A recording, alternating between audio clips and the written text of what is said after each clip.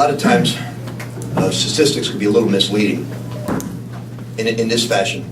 Both teams are playing really hard defensively, and both teams shoot a very low percentage. But what's not taken into consideration is the fouls. Because really, the way we look at that is if we foul them, that's a score. So we look at our man defense, we don't see, like in the first half, we don't see a 28%. We see probably a 45% because you're fouling. And the same goes for them. Each of us were fouling each other. The second half was almost like two different basketball teams. Second half it became wide open because the two teams were playing so hard, and now it's a wide open game. And we went against a great basketball player tonight. Great because he's always under control. You don't see guys like that anymore. Sort of like, the Elgin Baylor type player. You guys never saw him. You're too young. Maybe Bob because he's 90. But the rest of you guys, haven't seen him. That always under control, herky-jerky, moves without the basketball type player. And he's, anybody who has, against our defense, who has 28 points and 16 rebounds. It's a hell of a night. I thought Gorky was fantastic. He didn't get a blow in the game. He had 14 and 14, but with a big presence in the game. And I thought we made fabulous plays down the stretch. Really big-time plays. I thought Rock just had an incredible rebound when we needed it. Russ Smith was fantastic. It was big time. Really big time. And really proud of Russ. There's not a nicer young man in college basketball than Russ Smith, so he really deserves it.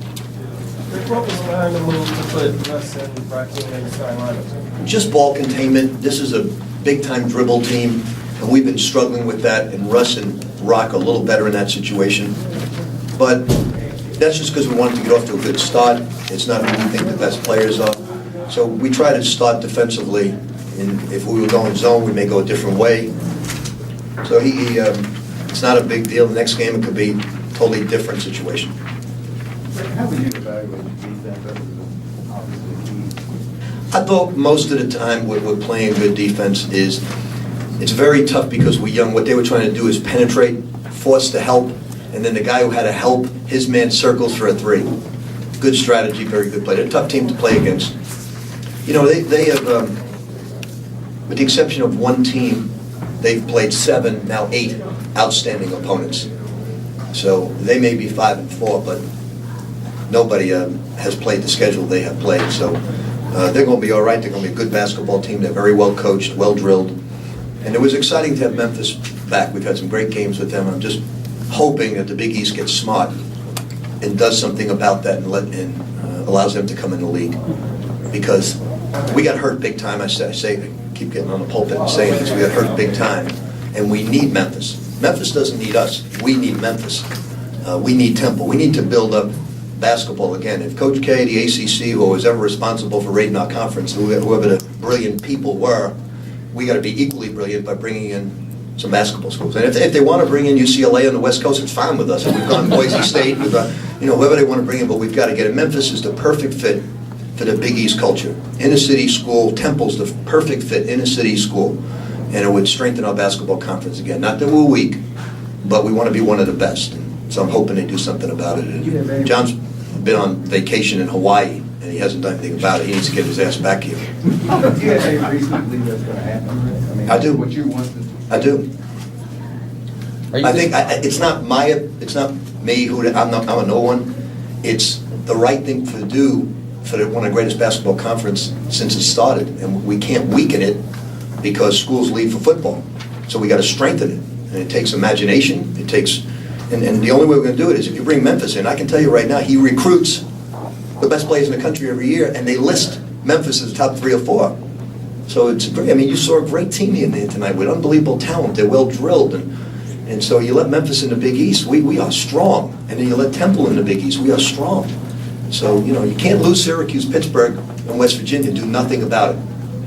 Rick, is that the most talented team you guys have played so far? I think Vanderbilt outplayed us. I think Vanderbilt was better than us. We just had Tebow time. We just played the end better.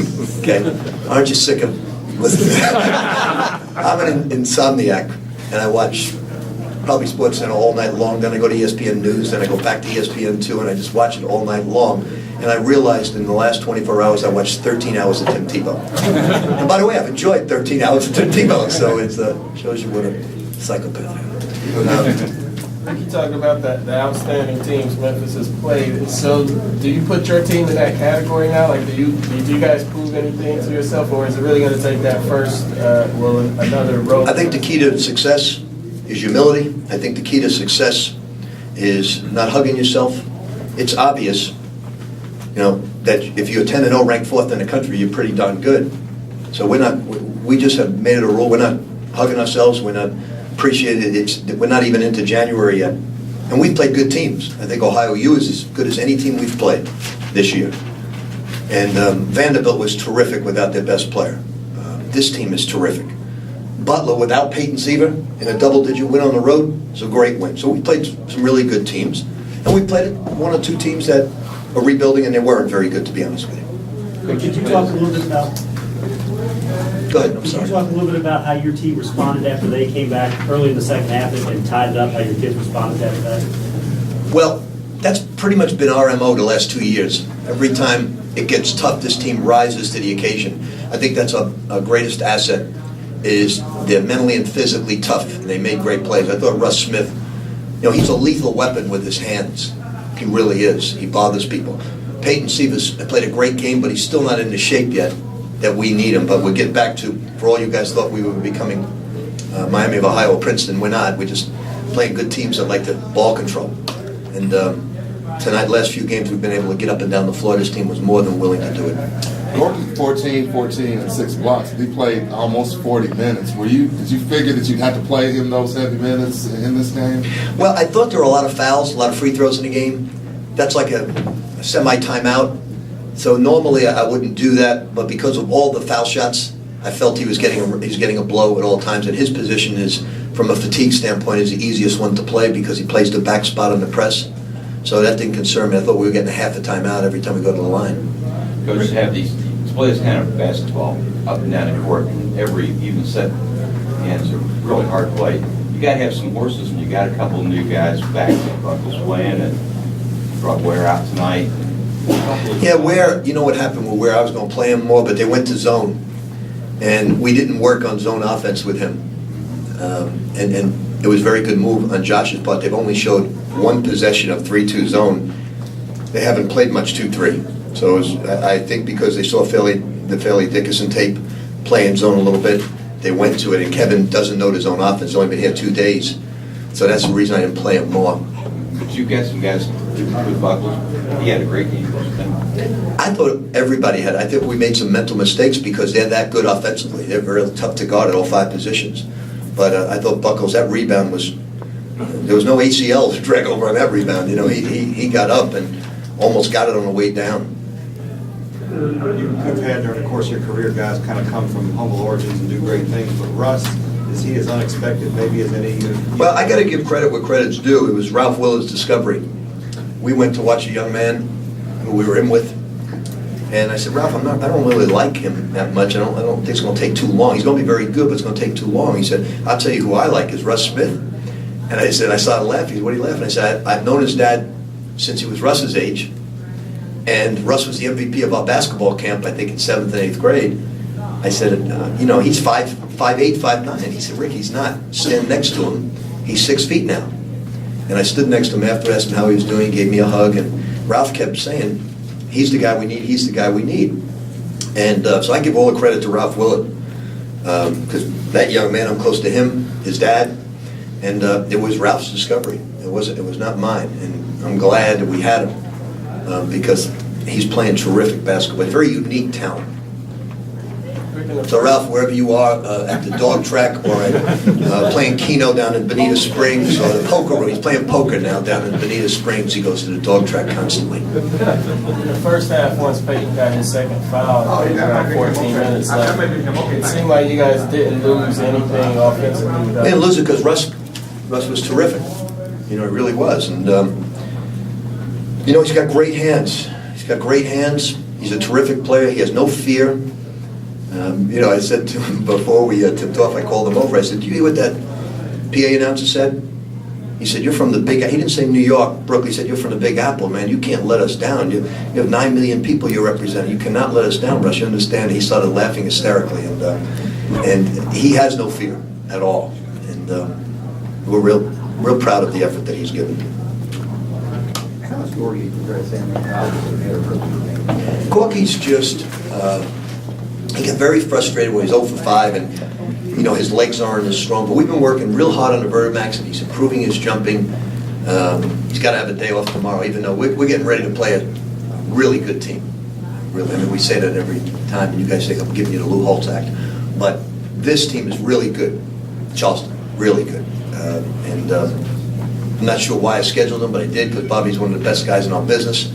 But they're coming in here, they'll be 9-10-1, and they can play. They got a center like Harangody, they got a big-time scorer at the wing, they got great freshmen, they run. It'll be another exciting game, just like tonight, another exciting game. Coach, I know you said you couldn't really play Kevin as much because of the zone, but in the brief bit you did, what'd you think of what you saw? I've never had a player in my life that I could put in after 2 days of practice.